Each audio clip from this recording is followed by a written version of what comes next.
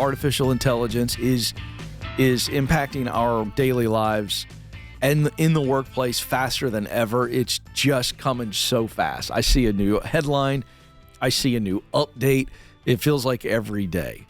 And I think that we need to understand that being compatible with artificial intelligence, and I think this is two things, okay?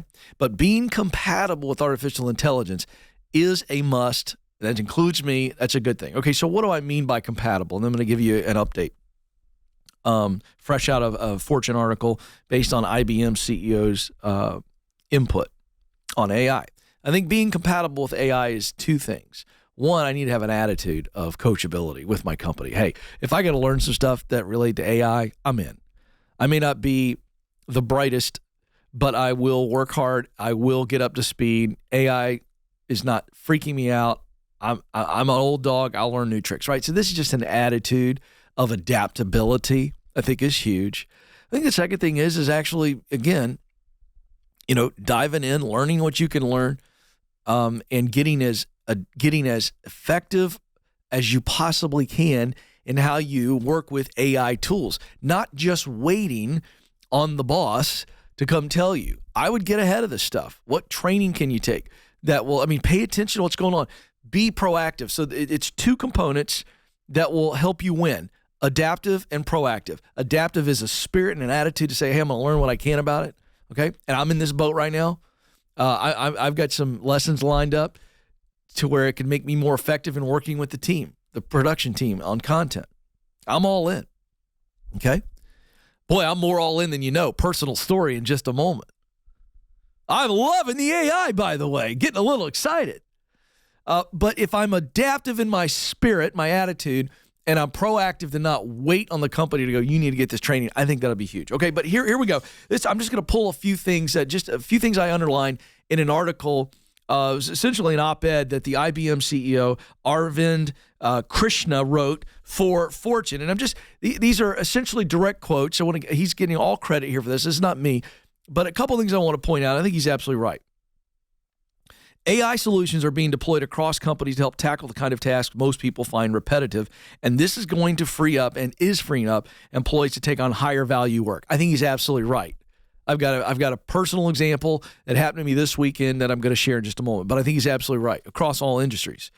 Here's what he's saying. When we leverage AI to be able to come in and do a lot of the mundane, smaller, less human tasks, the more humans can be. That's my interpretation of what he's saying. I think he's absolutely right. And that's the higher value work, the personal touch. I've been preaching this. Computers, AI, robots, they will never, ever replace the human touch. He talks about IBM.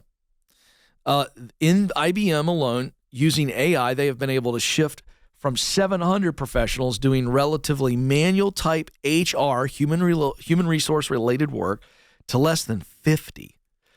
Now, they didn't fire 650 people, and this is the good news in this story,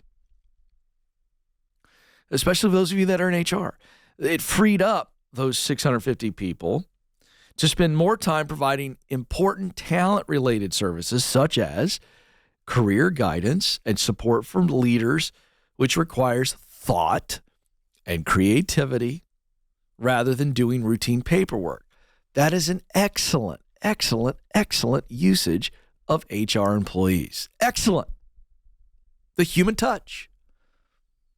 When you think about how much HR work is paper-related, process-related, that can be supported, if not completely replaced by AI, and allow those humans to take on more human-related work. It's fabulous. Also, AI is providing a significant competitive advantage for companies. Businesses are achieving 60% faster processing times. Think of customer service functions that can be automated and enhanced by AI.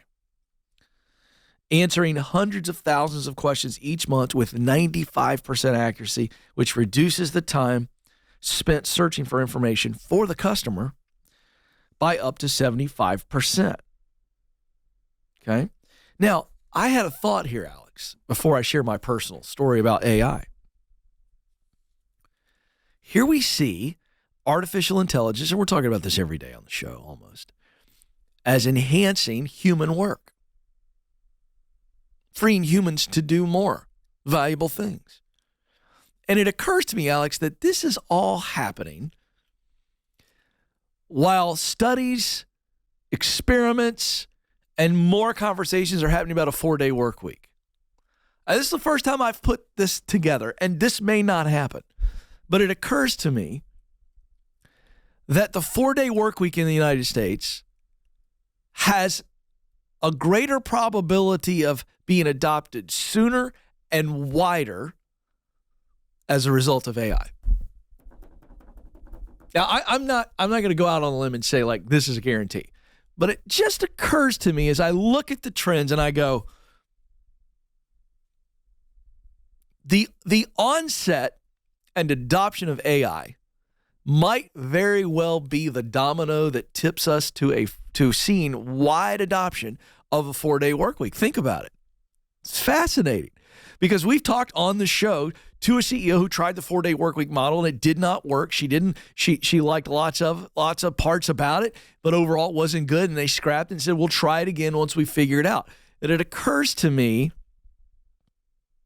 that AI could be the bridge. We shall see. I don't mind being wrong, by the way. And so getting along with AI and getting the relevant skills to work creatively and responsibly with AI is going to make you more valuable, okay? And it does not mean that all of you got to go to Bethel Tech. My friends, it will train you on any technology job out there, and they're crushing it. BethelTech.net. If you're interested in talking to them, you get a discount as a Ken Coleman Show listener. But it doesn't mean you've got to be an AI expert. You just got to be able to work with it, okay? So let me give you an example. Was it last week, Alex, on our show, we talked about the restaurants that had hired AI robots? I don't know if it was last week or not. Bottom line is, my oldest son had his prom on Saturday. And so, as is the tradition in America today, everything's such a big freaking deal. When I was in kindergarten and we went to first grade, you got an ice cream cone on the last day of kindergarten. Now we have graduation. We have graduation from preschool, graduation from kindergarten, graduation from middle school. Everything's a big deal. And let me tell you, the prom pictures, Alex, is apparently just as big a deal. It was a scene. No less than 60 parents show up at this barn for all of us to take pictures of our kids with their dates, and they're all like, what happened to just doing it on the front porch? Oh, no, it's a big deal. Anyway, I got a bad attitude about it. But several of us decided we would go to dinner afterwards, okay? So I think it was 6 or 7 couples decided to go to a new Japanese steakhouse in our area here in Franklin, Tennessee. Well, Alex, I was sitting down for 5 minutes. And I'm talking to one dad to my left, and the dad on my right goes, Coleman, look at this. You're not going to believe this, man. And I turned to look at him, and I go, what? He goes, look. And coming up to our table was a robot with 3 trays. Now, the robot did not have a head. The robot did not have a screen. But it had some type of eye on it, because it came up to our table and stopped smoothly, beautifully, without hitting us. Well, the thing had it had all of our soup and salads on it, and then our waitress came up, grabbed it off, and handed it to us. So I was like, yeah, guys, I've been talking about this on my show. This is fantastic. I said, watch this thing go away. Let's just see how smart it is. It backed away from the table, headed back into the kitchen, Alex, and almost collided. You could see a waiter jumped in front of it, and the thing stopped. Waited for the waiter to clear it, and went back into the kitchen. I waited for our waitress at the very end of the night to come up to us. I said, hey, do you mind if I ask you a couple questions about the robot? She said, sure. I said, how much do you love it? She went like this, I love it. It makes my life so much easier. And she was so much more responsive to us, so much more, I think, really genuinely happy, because she didn't have to do all that stuff. She could load it on there, and the robot took it. AI is a good thing.